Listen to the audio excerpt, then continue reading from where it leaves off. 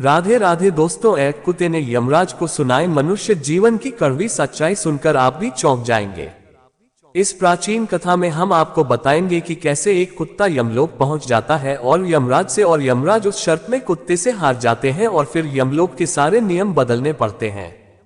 इस कथा में हम जानेंगे भगवान विष्णु ने यमराज को मनुष्य जीवन के संबंध में कौन सा महत्वपूर्ण ज्ञान दिया है। तो चलिए दोस्तों, आपका समय बर्बाद ना करके कथा को शुरुआत करते हैं। लेकिन वीडियो में आगे बढ़ने से पहले एक छोटी सी रिक्वेस्ट है। अगर आपने ये चैनल अभी तक सब्सक्राइब नहीं किया है तो सबसे पहले सब्सक्राइब कर ले, ताकि सनातन धर्म से जुड़ी सारी जानकारियां आप तक सबसे पहले पहुंच सके। कमेंट्स बॉक्स में प्यार भरा राधे राधे लिखकर आपकी हाजिरी अवश्य दे। चलिए वीडियो करते हैं स्टार्ट। दोस्तों, प्राचीन काल में मध्य देश में एक अत्यंत शोभायमान नगरी थी। उस नगरी में एक धनवान सेठ रहता था। बहुत सेठ के पास एक लाल रंग का कुत्ता होता है। वह सेठ बहुत लालची और कपटी स्वभाव का होता है, किंतु वह भगवान विष्णु का परम भक्त होता है। वह हमेशा अपने इष्ट देव भगवान विष्णु की पूजा आराधना करता रहता था। फिर एक दिन उस सेठ की भक्ति से प्रसन्न होकर भगवान विष्णु उससे मिलने पड़ते हैं और उसे दर्शन देते हैं और कहते हैं, केवल मैं तुम्हारी भक्ति से अत्यधिक प्रसन्न हूँ। मांगो, तुम्हें जो भी वर चाहिए, तुम्हारी जो भी इच्छा और मनोकामना है अवश्य पूर्ण करूंगा। बस सेठ भगवान विष्णु से कहता है, हे प्रभु, मैं आपके दर्शन करके धन्य हुआ। प्रभु, मुझे कुछ नहीं चाहिए, मेरे पास आपका दिया हुआ सब कुछ है। सिर्फ एक सादा कागज निकालता है और भगवान विष्णु से कहता है, हे प्रभु, आप किस कागज पर अपने दस्तखत कर दीजिए ताकि मैं दुनिया के लोगों को भगवान के होने का सबूत दिखा सकूं। आजकल दुनिया में कोई यह मानना ही नहीं चाहता है कि भगवान है। फिर भगवान ने कहा, ठीक है, बदलाव में तुम्हारे कागज पर दस्तखत कर देता हूं। इतना कहकर भगवान विष्णु उस सेठ के कागज पर दस्तखत कर देते हैं और अंतर्ध्यान हो जाते हैं। फिर वह सेठ उस कागज को हमेशा अपनी जेब में ही डालकर रखा था ताकि वह दूसरों को भगवान के होने का सबूत दिखा सके। फिर कुछ दिनों बाद उस सेठ का वह कुत्ता मर जाता है, जिससे बस सेठ बहुत ही दुखी हो जाता है। पेट का कुत्ता मृत्यु के बाद यमलोक में जाने लगता है। तेरी हम लोग पहुंचने के बाद वह कुत्ता यमराज के सामने आकर खड़ा हो जा। यमराज उस कुत्ते का लेखा जोखा निकालते हैं और कहते हैं, देश महान, तुमने तो पशु का जन्म पाकर भी कोई पाप नहीं किया है। तुमने हमेशा अपने मालिक के साथ वफादारी की है, पशु पक्षी आदि प्राणियों को कष्ट नहीं दिया है। तुमने अपने सभी काम बड़े ही ईमानदारी के साथ किए हैं। एक कुत्ते का जन्म पाकर भी तुमने कोई भी घृणित कार्य नहीं, इसीलिए तुम्हारे सभी जन्मों के पाप अब नष्ट हो चुके हैं। कि स्वान, अब तुम बताओ, तुम किस लोक में जाना चाहते हो? तुम जहां जाओगे वहां तुम्हें भेजा जाएगा। तुम जिस प्राणी का जन्म चाहते हो वह जन्म भी तुम्हें दिया जाएगा। हम तुम पर बड़े शीघ्र बताओ, तुम्हारी क्या मनोकामना है? फिर वह कुत्ता बोलने लगता है धर्मराज, आप चाहे मुझे नरक में भेजो हो या स्वर्ग में, मैं कहीं पर भी जाने के लिए तैयार हूं। लेकिन मेरी आपसे विनती है कि मैं जिस भी स्थान पर रहूं, मैं किसी मनुष्य के बंधन में ना रहूं। मुझे किसी मनुष्य की गुलामी न करनी पड़े और ना ही मुझे मनुष्य का जीवन चाहिए। आप कृपा करके मुझे कोई उचित स्थान प्रदान करें। कुत्ते की बात सुनकर यमराज आश्चर्यचकित होते हैं और सोचने लगते हैं कि मनुष्य का जीवन पाने के लिए तो देवता भी तरसते हैं, फिर यह कुत्ता मनुष्य का जीवन ना देने की कामना क्यों कर रहा है? फिर यमराज उस कुत्ते से कहते हैं कि स्वान, तो मनुष्य से इतना वेट क्यों करते हो?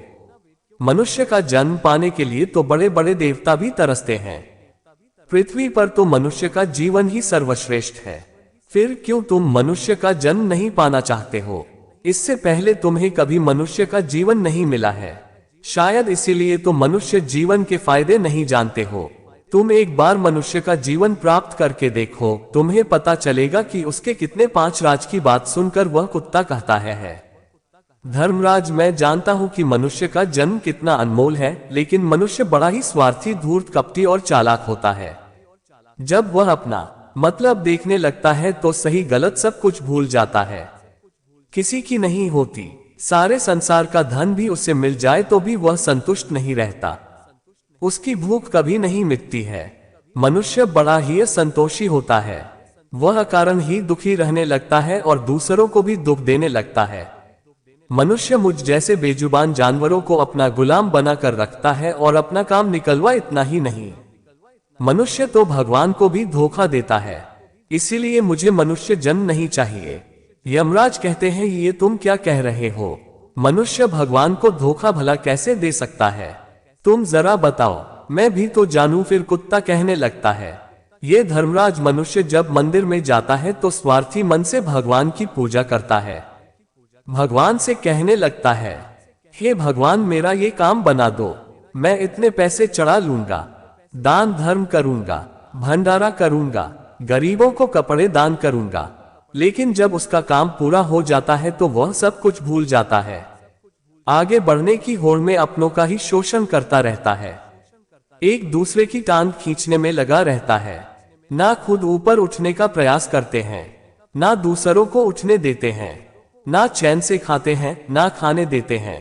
अपना काम बनाने के लिए दूसरों को धोखा देता है और उसकी धूर्तता तो देखिए। मैं भगवान को भी लालच दिखाकर अपना काम बना लेता है। जब काम पूरा होता है तो कहता है, भगवान के पास तो सब कुछ है, मैं उन्हें क्या दे सकता हूँ। इस प्रकार से कहकर वह अपनी बात से मुकर जाता है। यमराज इंसानों के बुरे कर्मों को गिनाते, मैं थक जाऊंगा, किंतु उसके बुरे कर्म समाप्त नहीं होंगे। उसकी चालाकी के आगे तो देवता भी कुछ नहीं है। कुत्ते की बात सुनकर यमराज कहते हैं, इंसान बहुत चालाक है, लेकिन वह हम देवताओं को मूर्ख नहीं बना सकता, क्योंकि हमारे यहाँ जितने भी जीव आते हैं उन्हें हम ही दंड देते हैं। उसने पृथ्वी लोक पर कितनी चालाकी क्यों न की हुई हो, उसे मृत्यु के बाद यही आना पड़ता है। सभी इंसान यहाँ पर आकर हमारे सामने रोते हैं, माफी मांगने लगते हैं नरक जाने के भय से, और मेरे भयंकर रूप को देखकर थरथर कांपते हैं। सभी मनुष्य हमारे यहाँ दिन रहकर ही काम करते हैं। फिर वह कुत्ता बोलता है कि धर्मराज, आपके पास जितने भी मनुष्य आते हैं वह सब मरे हुए होते हैं। आपका पहला किसी जीवित इंसान से नहीं पड़ा है।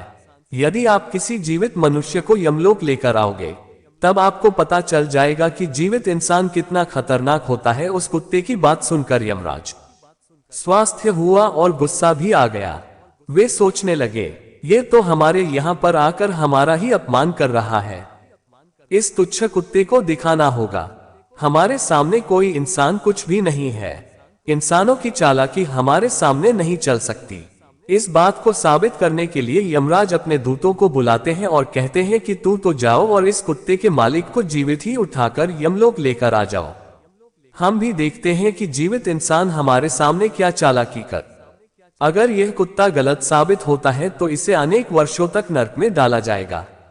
उस कुत्ते को पूरा यकीन था कि एक अकेला जीवित मनुष्य स्वर्ग लोक में खलबली मचा देगा। प्रियम के दूत धरती लोक पर जाते हैं और उस कुत्ते के मालिक को आज उस सीट को चारपाई के साथ उठाकर यमलोक ले जाने लगते हैं।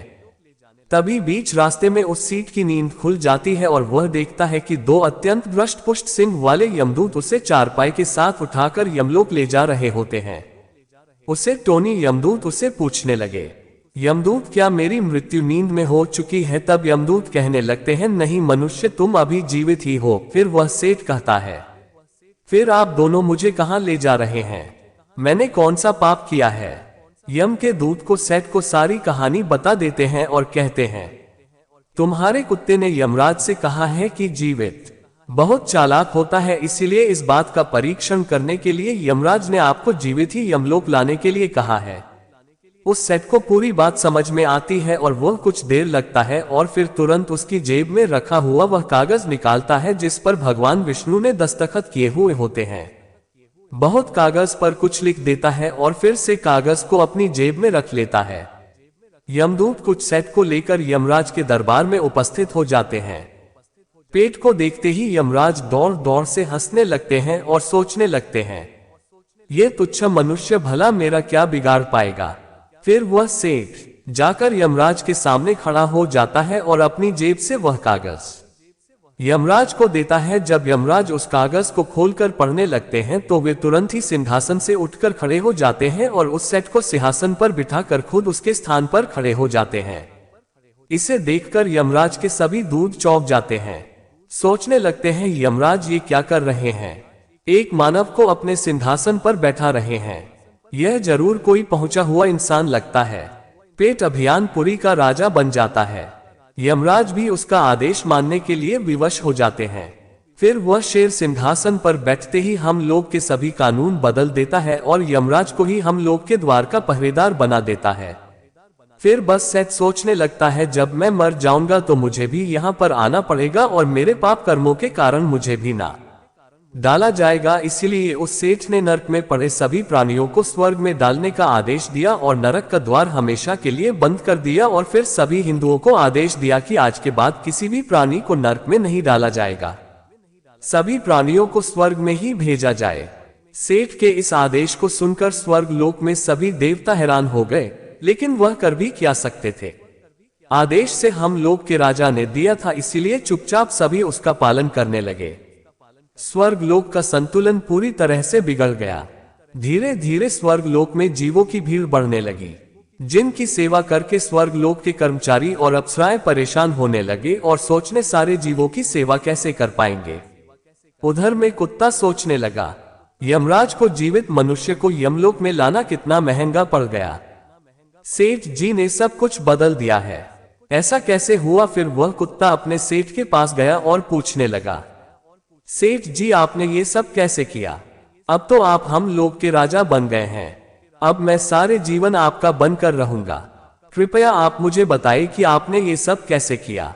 तब उससे इतने धीरे से उस कुत्ते के कान में कहा, जब मुझे पता चला कि मुझे जीवित ही यमलोक ले जाया जा रहा है तो मैंने भगवान विष्णु के दस्तखत किए हुए कागज पर यह लिख दिया कि जिस जीवित मनुष्य यमराज यमलोक बुला रहे हैं उसे यमलोक का राजा बना दिया जाए, यही मेरा आदेश है।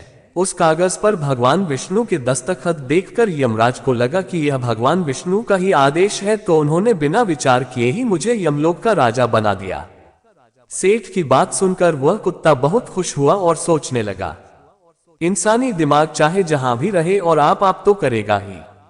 इधर हम लोग का ऐसा हाल देखकर सभी देवता भगवान विष्णु से मिलने के लिए बैकुंठ चले गए और उन्हें सारी बात बता दी। देवताओं की सहायता करने के लिए भगवान विष्णु तुरंत ही यमपुरी में आ गए तो उन्होंने देखा कि यमराज यमलोक के द्वार पर पहरा दे रहे हैं। फिर यमराज के सिंहासन पर कौन बैठा है? भगवान विष्णु को देखते ही यमराज उनसे प्रार्थना करने लगे और कहने लगे कि प्रभु आपकी यह लीला बड़ी ही विचित्र है। धरती के एक साधारण मनुष्य को आपने यमलोक का राजा बना दिया और मुझे पहले।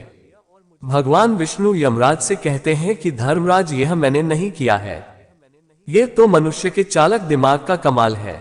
यदि तुम जीवित मनुष्य को यमलोक लेकर आओगे तो यही होगा, इसीलिए मैंने मृत्यु के बाद ही मनुष्य को यमलोक लाने का आदेश दिया था, ताकि मनुष्य के सभी दोषों और स्वभाव शरीर के साथ नष्ट हो जाए और केवल उसकी आत्मा ही यमलोक में प्रस्थान करे। किंतु आप तो एक जीते जागते मनुष्य को ही यमलोक उठाकर लेकर आए। यमराज से इतना कहकर भगवान विष्णु आगे बढ़े। फिर जब उस सेठ ने भगवान विष्णु को आते हुए देखा तो वह तुरंत यमराज के सिंहासन से उठकर खड़ा हो गया और बोला, हे प्रभु मुझे क्षमा करो, मैंने अपने कुत्ते को नरक में जाने से बचाने के लिए और मनुष्य की बुद्धि का बल दिखाने के लिए ही ऐसा किया। मैं आपके द्वारा दिए गए वरदान का दुरुपयोग नहीं करना चाहता था। हे प्रभु मैं आपके दर्शन करके धन्य हो गया, अब मुझे किसी चीज की अभिलाषा नहीं है। फिर भगवान विष्णु मुस्कुराए और उन्होंने उस सेठ को क्षमा कर दिया। फिर वह सेठ धरती लोक पर लौट गया। भगवान विष्णु ने भी यमराज को फिर से यमलोक की गद्दी पर बैठा दिया और वह भी वैकुंठ लोक लौट गए। यमराज फिर से अपने सिंहासन पर बैठ गए। तब वह कुत्ता यमराज से कहने लगा कि धर्मराज देखिए, आपने जीवित मनुष्य की चालाकी एक जीवित मनुष्य की आंख कर सकता है, इसीलिए मैं मनुष्य नहीं बनना चाहता। मनुष्य जब स्वार्थी बन जाता है तो वह अंधा हो जाता है, उसे दोस्त परिवार दिखना बंद हो जाते हैं, लालच में वह धर्म को भी भुला देता है और अनिष्ट कार्य करने लगता है। जब तक वह शास्त्र अनुसार कर्म करता है तभी तक सुखी रहता है, और जब धर्म से विमुख हो जाता है तो क्लेश और बीमारियां उसे घेर लेती है और उसका पतन हो जाता है। फिर यमराज उस कुत्ते को क्षमा कर देते हैं, उसे स्वर्ग में भेज देते हैं और यमलोक के बदले हुए कानूनों फिर से सही कर देते हैं। तो दोस्तों, इस प्रकार से एक कुत्ते ने यमराज को मनुष्य के जीवन की सच्चाई बताई है। रामायण, गीता, महाभारत की ऐसी कई रोचक कहानियां हैं जो हम आपको बताते रहेंगे। हमसे जुड़े रहने के लिए हमारे चैनल को सब्सक्राइब कीजिए। आपका बहुत बहुत धन्यवाद।